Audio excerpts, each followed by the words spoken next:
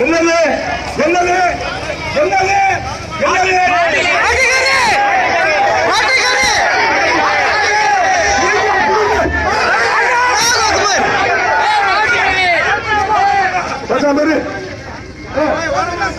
அருமை சகோதரர்களே, அருமை சகோதரர்களே, மாட்டுக்கறி சாப்பிடுவது குற்றம் என்று சொன்னால் இந்தியாவில் உள்ள 90% மக்களை இந்த தேசத்தோடு வெளியேற்றணும்.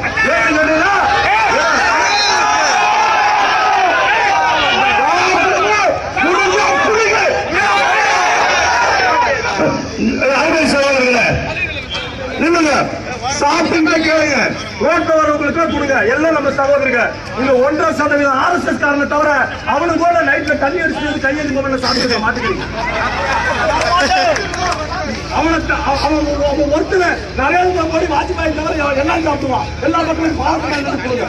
அத்தனை பேர் உள்ள போவோம். 1000 பேர் கூடிக்குமா 1000 பேருக்கு உள்ள கேஸ் போடு, உள்ள போடு. இங்க 1000 பேர் சொன்னா தமிழ்நாடு கூட 1 லட்சம் பேர் கைது ஆகும்.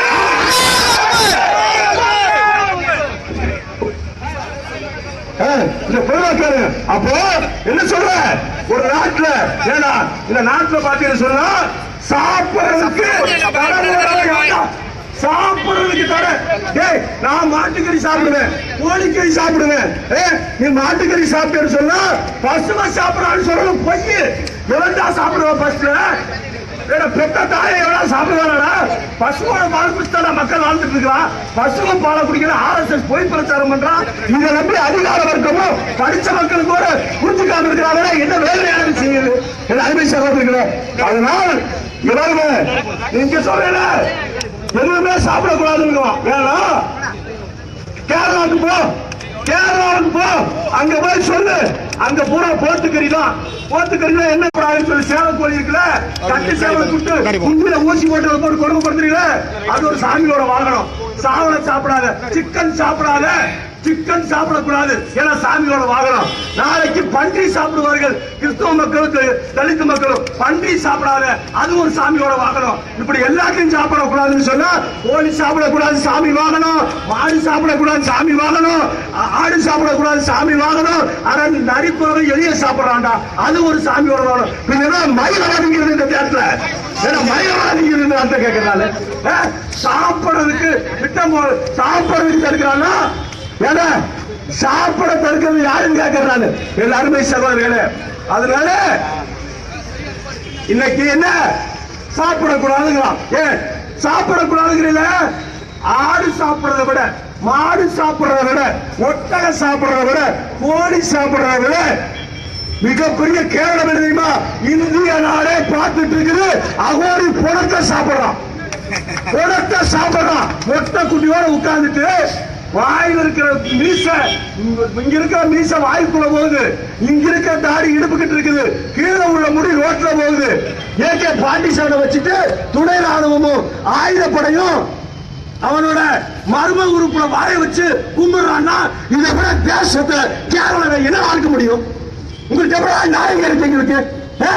என்ன கேட்கிறான்? என்னன்னு இந்த நாட்டுல மாட்டுக்கறி யாரு உழைக்கிற வர்க்கம் சாப்பிடக்கூடாது.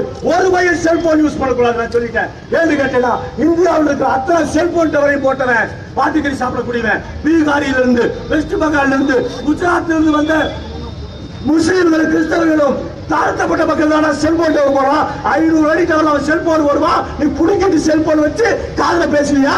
அவன் உயிரை பணம் வச்சு போடுறான்டா. நீ சாப்பிடுற ரசமும் மோரும் சாப்பிட்டா அவனுக்கு வேலை செய்யாது. மத்தது அவன் ஏறித்தான போடுறான் செல்போன். மூட்டை சமக்கிறவன், கை வண்டி இருக்கிறவன், கக்கூஸ் ஆடுறவன், சாக்கடை சுத்தம் பண்றவன் 2 நாள் சாக்கடை சுத்தம் பண்ண வச்சுக்கோ, குள்ளி நாரி போயிடும். எல்லாரும் இருக்கிறீங்க என் அருமை சகோதரர்களே. வேணாம், எல்லாம் என்ன நினைச்சு பாருங்க. நான் மொழியால் தமிழன், இனத்தால் திராவிடன், தேசத்தால் இந்திய, மார்க்கத்தால் முஸ்லிம். அதே மாதிரி இங்குள்ள ஒவ்வொரு இந்துக்களும் இனத்தால் திராவிடன், இனத்தால் திராவிடன், மொழியால் தமிழன், மதத்தால் கிறிஸ்தவன், தேசத்தால் இந்தியன். இங்கு உள்ள ஒவ்வொரு இந்து மதத்தால் இந்து, மொழியால் தமிழன், இனத்தால் திராவிடன், தேசத்தால் அவன் ஒரு தேசபக்த. ஒவ்வொருத்தரும் தேசத்துக்காரன் தான்.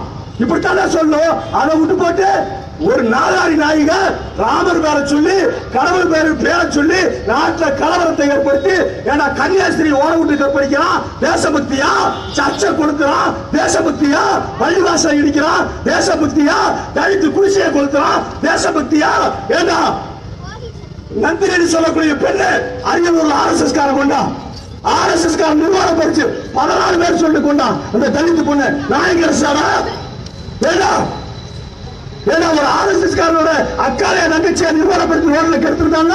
இன்னைக்கு உருவாரா இன்னைக்கு என்ன அரசியல் இருக்கிறீங்க என் அருமை சகோதரர்களே. அதனால நாங்க அகிம்சை வழியில போறோம், அற வழியில போறோம். எங்களை தடுத்து நிறுத்தி இந்தியாவோட சிறைச்சாலை தாங்காது, தமிழ்நாடு சிறைச்சாலை தாங்காது. தமிழ்நாட்டில் வாழக்கூடிய 8 கோடி பேர்ல 3 கோடி பேர் முஸ்லீம். 3 கோடி பேருக்கு சோறு போட்டா எடப்பாடி 3 உள்ள வச்சு ஒரு நேரம் எங்க ஆளுக்கு சோறு போட்டேன்னு வச்சுக்க எடப்பாடிக்கு டவுசர் கழட்டுரும். உள்ள வை எல்லாத்துக்கும் துணிதான் வந்திருக்கிறாங்க. நாங்க முடிவு கட்டிட்டு வந்திருக்கிறோம். இது சாக பிறந்த கூட்டம். அருமை சகோதரர்களே, எதுக்காக நாங்க போராடுறோம், என்ன கருத்து சொல்றாங்க பாய்க நின்னு கேளு. ஏன்னா ஒரு ராணுவத்தில் ஒரு மகன் வேலை செய்யறான் முபாரக் உத்தரப்பிரதேசத்துல. அந்த வீட்டுல கொஞ்சோடு மாட்டுக்கறி வச்சிருந்தாங்கன்னு சொல்லி கோயில்ல ஒருத்தர் சாமியார் என்ன பண்றாரு, அறிவிப்பு செய்யலாம் இந்த வீட்டுல மாட்டுக்கறி இருக்குது, இந்த வீட்டுல மாட்டுக்கறி இருக்கிறது. இவ்வாறு இந்த நிகழ்ச்சி முடிச்சிருந்தே 5000 பேருக்கு பிரியாணி ஏற்பாடு பண்ணிருக்குது. முடிச்சா ராணுவத்தை கூட்டிட்டு வா. நம்ம சகோதரர்கள் காக்கி ட்ரெஸ்ல உள்ளவங்க எல்லாமே நம்ம கூட உட்கார்ந்து அக்கீமு கடையிலையும் மத்த புகாரிலையும் சாப்பிடக்கூடிய ஆளுதான். நம்ம எல்லாம் ஒன்னா உட்கார்ந்து சாப்பிடுவோம். RSS காரனே ராணுவத்தை வர சொல்லு.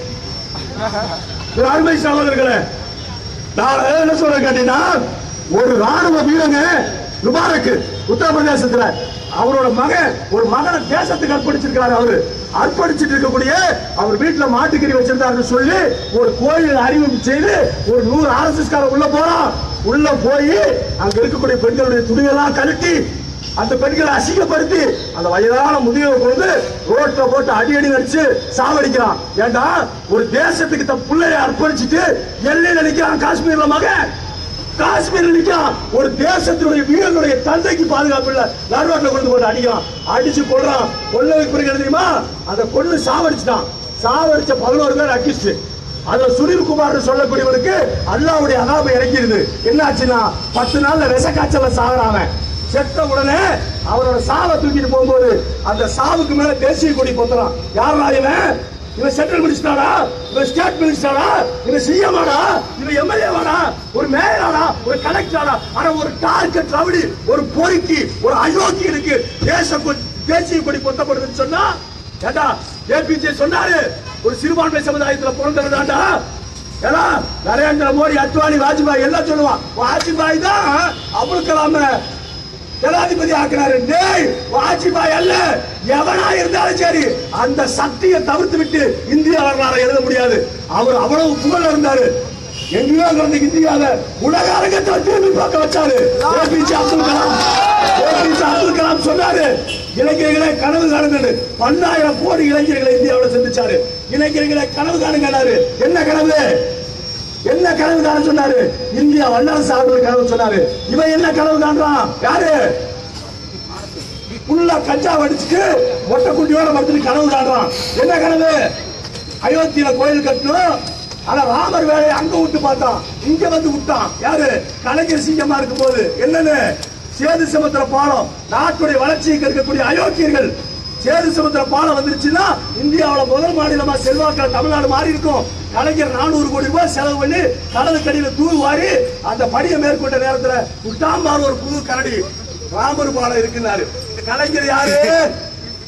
பெரியாருடைய பாசறையில வளர்ந்தவர், அண்ணாவுடைய படிப்பகத்தில் வளர்ந்தவர், காமராஜருடைய கருணையை உணர்ந்து கொண்டவர், பசும்பொன் முத்துராமலிங்க தேவத்தை நேசிக்கக்கூடியவர். உடனே கலைஞர் சொன்னாரு, என்னடா இப்ப பிரச்சனை உங்களுக்கு சொன்னா RSS காரன் எல்லாருமே யாரு? ராமர் பாலம் அடியில் இருக்குதுன்னா அடியில ராமர் பாலம் இருக்கா அப்படின்னு. மனுஷனுக்கு பாலம் மேலதான் போடுவாங்க, அடியில போட்டாங்க. அப்ப சொன்னாரு, மேட்ரு யாருக்குறாரு? பாலம் யாருன்னாரு? ராமர். ஆட்சி நான் முதலமைச்சர், என்னோட ஆட்சியில கட்டாரு டிஆர் பாலு தான் மினிஸ்டர். அதனால எனக்கு ராமனுக்கு உண்டான விஷயம் மூடிட்டு நீங்க போங்கன்னாரு. நான் கோர்ட்டுக்கு போறேன். ராமனை கோர்ட்டுக்கு அழைச்சு 2 பேரும் பேசிக்கலாம். இப்படிப்பட்ட மண்ணுதான் இந்த மண்ணு.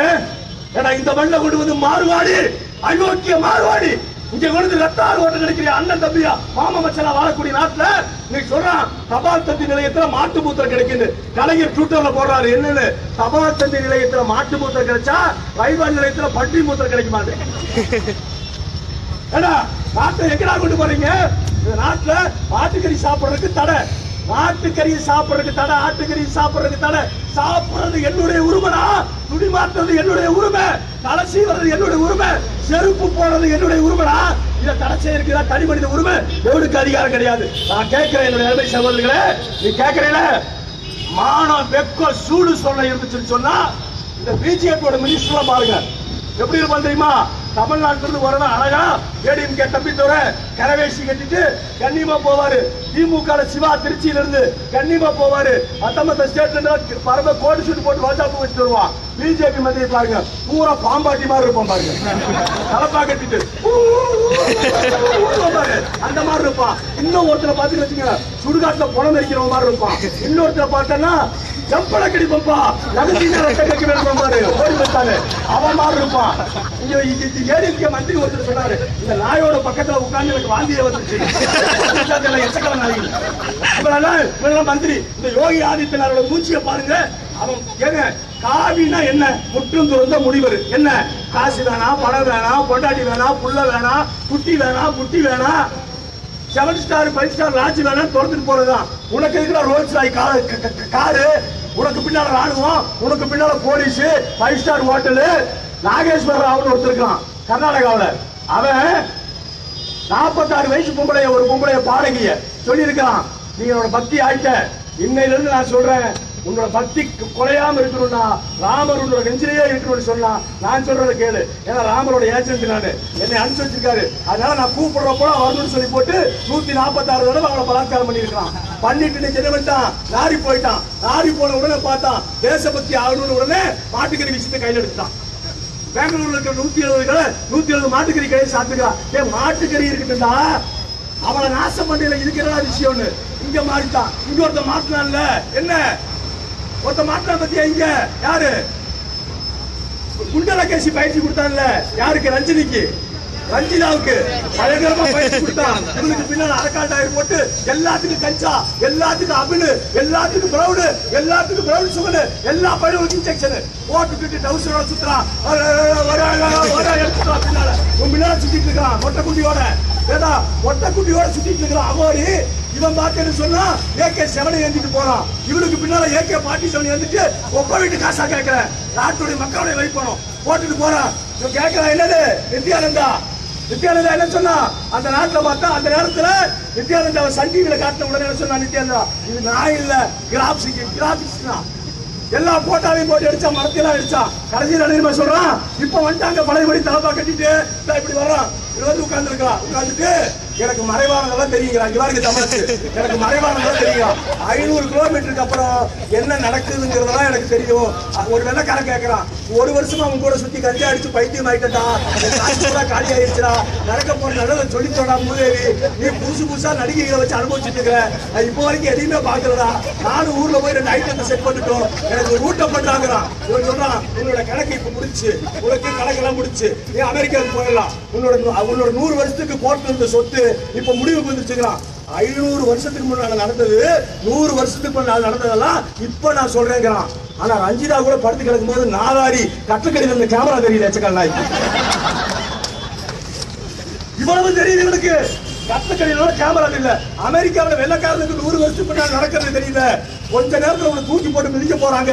கட்டுக்கடியில கேமரா இருக்கிறது தெரியணும் அறிவுக்கு ஏமாத்துறானுங்க.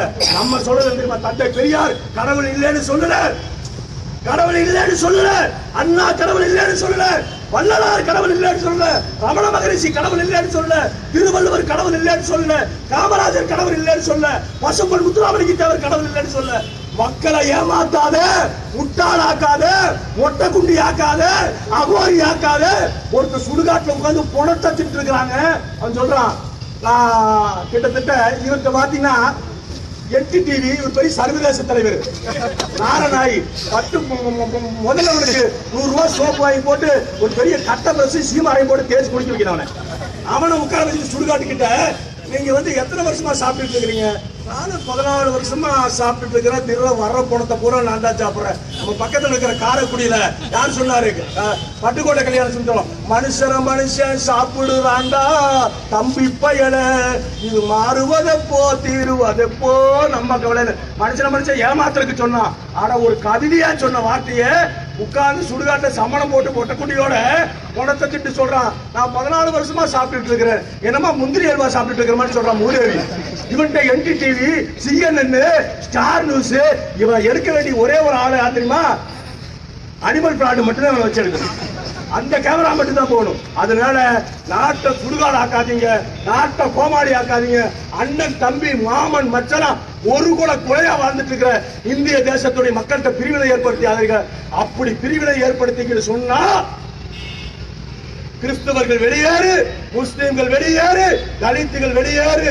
இந்தியா பிராமணனுக்கு மட்டும் உயர் சாதிக்கு மட்டும் சொந்தம்னு சொன்னா, இனியொரு சுதந்திரம் ஆரியர்களுக்கு மட்டும் சொந்தம்னு சொன்னா, இனி ஒரு சுதந்திர போராட்டம் நடக்கும். அந்த போராட்டத்திற்கு இந்தியாவுடைய முஸ்லிம்கள் தலைமை ஏற்பார்கள். அந்த போராட்டத்தை உன்னோட ராணுவத்தினாரையும் ஏன்னா மக்கள் வாழ்வுரிமை கட்சியினுடைய தலைவர் வேல்முருகன் கோவையில சொன்னார். என்ன சொன்னார் தெரியுமா? இந்தியாவுல பாசிசத்தோட வேற அறுக்கக்கூடிய ராணுவம் இஸ்லாமிய இளைஞர்கள் தலைமையில தான். அந்த நிகழ்வு நடக்காம இருக்குன்னு சொன்னா தடுத்து வச்சுக்க. தாத்தரையாங்கிற ஒருத்தன் சொல்றான், இந்தியாவில் உள்ள முஸ்லீம்களை DNA பண்ணுன்னு. இவன் இந்திய நாடு பாக்குறது பொம்மாளுக்கு கொப்பனுக்கு நீ பிறந்தையான்னு முதல்ல நீ பாரு சொல்றான். DNA சிஸ்டம் இருக்கு. அதனால வேணாம், அம்பு விளக்கெல்லாம் விட்டுங்க, லோக்கல் மேட்டருக்கு வந்துருவோம். ஆச்சா, என்ன சமாச்சாரம் கேட்டீங்கன்னா, திருச்சியில மாட்டு இறைச்சி வியாபாரம் இன்னைக்கு இல்ல, அது பல 100 வருஷங்களா ஆயிட்டு இருக்குது. மாட்டுக்கறி அறுத்தா அது எப்பவுமே வாங்கிட்டு இருக்குது, எல்லாரும் வாங்கிட்டு போறாங்க. ஆச்சா, பிராமணர் கூட தலையில துண்டு போட்டு ஓரத்துல இருந்து வாங்கிட்டு போறாரு. பாய் கொடுக்கும் போது சப்பு இல்லாம கொடுக்கும் பாய், அம்மாவோட பாய் பல்ல ஒட்டி கூடாதுன்னு வாங்கிட்டு போறாங்க. ரொம்ப நாளமா ஓடிக்கிட்டு இருக்குது. இப்ப அதுக்கு பயங்கரமா இடைச்சல் பண்றாங்களாமா. யாருன்னு? நரேந்திர மோடியோட ஆளுகை இங்க நுழைச்சிட்டாருன்னு நினைக்கிற கார்பரேஷன்ல. என்ன மாட்டுக்கறி அறுக்க கூடாதுன்னு இடைச்சல் பண்றாங்களாமா. தடுத்து நிறுத்திக்கங்க. வேணாம், உழைக்கும் மக்களுடைய உணவு. ஒரு நாளைக்கு 100 ரூபாய் 200 ரூபாய் சம்பாதிக்கிறவனுக்கு 500 ரூபாய் கொடுத்து ஆட்டுக்கறி வாங்கி சாப்பிட முடியாது. அவன் உழைச்சாதான் உங்க வீட்டுல கக்கு செல்ல முடியும், ரோடு சரி பண்ண முடியும், பாலம் கட்ட முடியும், செல்போன் டவர் போட முடியும், ஊட்ட செவக்க முடியும். உழைப்பாளி வர்க்கத்துடைய உணவுல கை வைக்காத. கை வைக்கிற மாதிரி நீ செஞ்சேன்னு சொன்னா இதை விட 10 மடங்கு மக்களை சேர்த்து மாநகராட்சி முட்டுகிடுவோம் என்பது. அதே நேரத்தில் என்ன பகுதி? திருச்சி NSP பகுதியில் NSP ரோட்ல தரைக்கடை வியாபாரிகள். அவங்க என்ன கோடீஸ்வரனா, அம்பானியா, முகேஷ் அம்பானியா, டாட்டாவா, பிர்லாவா, அல்லது அவங்க அப்பா ரத்தன் டாட்டாவா? அண்ணாடு கூலிக்கார மக்கள் எல்லாரும் போட்டுக்கிறாங்க. முஸ்லீம் மட்டுமில்ல, எல்லா தரப்பு மக்களும் போட்டு அந்த கொப்பி, அந்த ரிப்பனு, அந்த சைடு பின்னு, அந்த பல்விளக்க பிரஸ் இவங்களை எல்லாம் போட்டு ரெடிமேட் கடை போட்டு உட்கார்ந்து இருக்காங்க. இந்த மக்களை அப்புறப்படுத்துறது உனக்கு என்ன கிடைக்குது? இந்த வயிற்றுச்சலை வாங்கிட்டு போய் உன் குடும்ப நிம்மதியா இருக்குமா?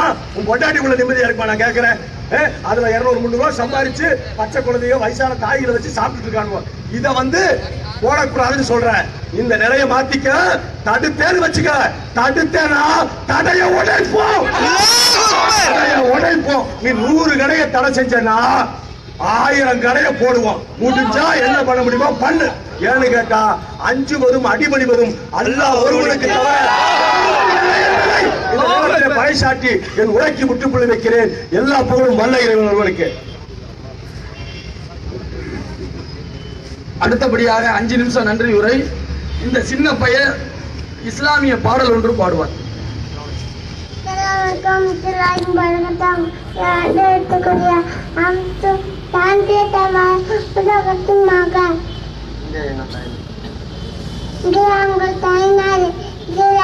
வழிபாடு எங்கள் மொழியாகும் உயிராகும் நம்ம அன்னம் சொன்னது. கேட்டா தேச துரோகிகளா? இந்த குழந்தைக்கு என்ன வயசு இருக்கும்? என்ன வயசுமாச்சு? அந்த குழந்தை 2.25 வயசு. எப்படி உள்ளத்துல ஊட்டி வளர்த்துற பத்தியா? 2 வயசு குழந்தை சொல்லுது. பச்சை குழந்தைக்கு ஊட்டி வளர்க்கிறடா. இந்தியா எங்கள் தாய்நாடு, இஸ்லாம் எங்கள் வழிபாடு, தமிழே எங்கள் மொழியாகும், தன் மானம் எங்கள் உயிராகும்னு 2.25 வயசு குழந்தை சொல்லுதுன்னா அக்கறை காலத்துல இருந்து ஒரு ஆரிய பாப்பா RSS பாப்பா பிள்ளை சொல்றான். நான் பொதுவாக கூட்டு போயிடறேன்டா. சொல்றான். அடுத்தபடியாக இந்த கூட்டத்தின் நன்றி உரையை தமிழ்நாடு முஸ்லிம் முன்னேற்ற கழகத்தின் மாவட்ட பொருளாளர் சகோதரர் ஏஜே உபைதுல்லா அவர்கள் கூறுகிறார்.